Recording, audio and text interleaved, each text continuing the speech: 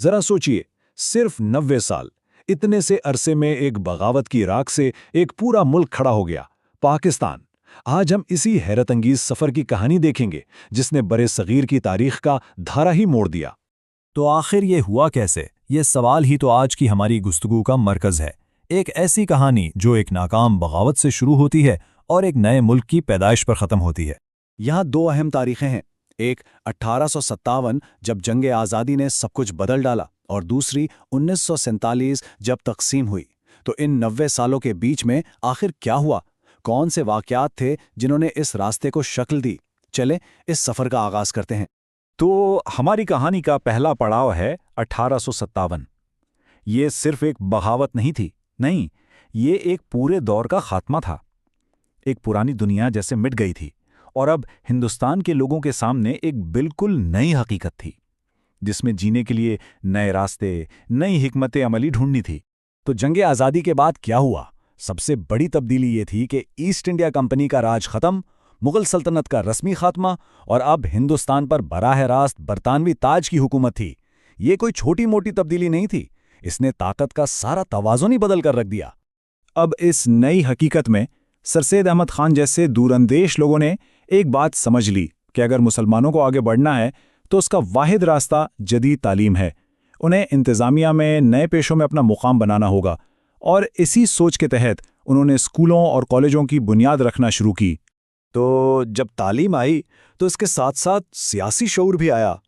لوگوں کو سمجھ آنے لگا کہ اب چھوٹی موٹی مقامی مزاحمت سے کام نہیں چلے گا، ایک منظم قومی سطح کی سیاست کی ضرورت ہے۔ اور بس اسی ضرورت نے ہندوستان کی پہلی بڑی سیاسی جماعتوں کو جنم دیا، اور اس سلسلے میں سب سے پہلا بڑا قدم تھا 1885 میں انڈین نیشنل کانگریس کا قیام۔ یہ وہ پہلی بڑی تنظیم تھی جو پورے ہندوستان کے لوگوں کے حقوق کی بات کر رہی تھی۔ لیکن پھر تقریباً 20 سال بعد 1906 میں ایک اور بڑی سیاسی قوت سامنے آئی، آل انڈیا مسلم لیگ۔ یہ تقسیم بنگال جیسے واقعات کا ایک طرح سے رد عمل تھا، اور اس کا مقصد تھا مسلمانوں کے سیاسی حقوق کی حفاظت کرنا۔ اب یہاں سے کہانی بہت دلچسپ ہو جاتی ہے، کیونکہ شروع میں تو یہ دونوں جماعتیں مل کر کام کریں گی، لیکن آگے چل کر ان کے راستے بالکل الگ ہو جائیں گے۔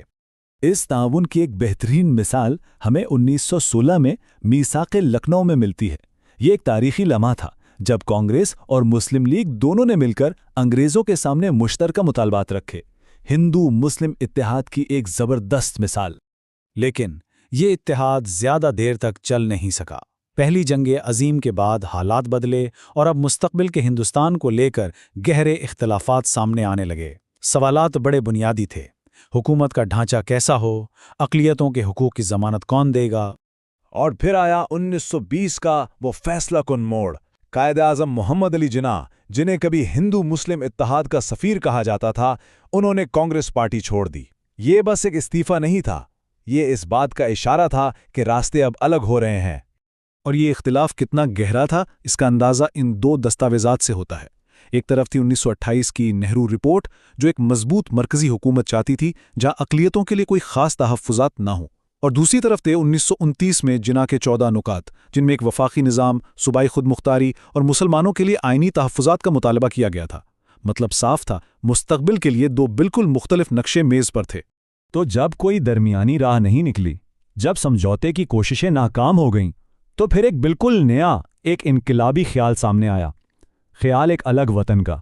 اس خیال کو سب سے پہلے ایک ٹھوس نظریاتی شکل دی شاعر مشرق علامہ اقبال نے۔ اپنے مشہور 1930 کے خطبہ الہ آباد میں انہوں نے شمال مغربی ہندوستان میں ایک مسلم ریاست کا تصور پیش کیا۔ یہ خواب تھا، ایک ویژن تھا۔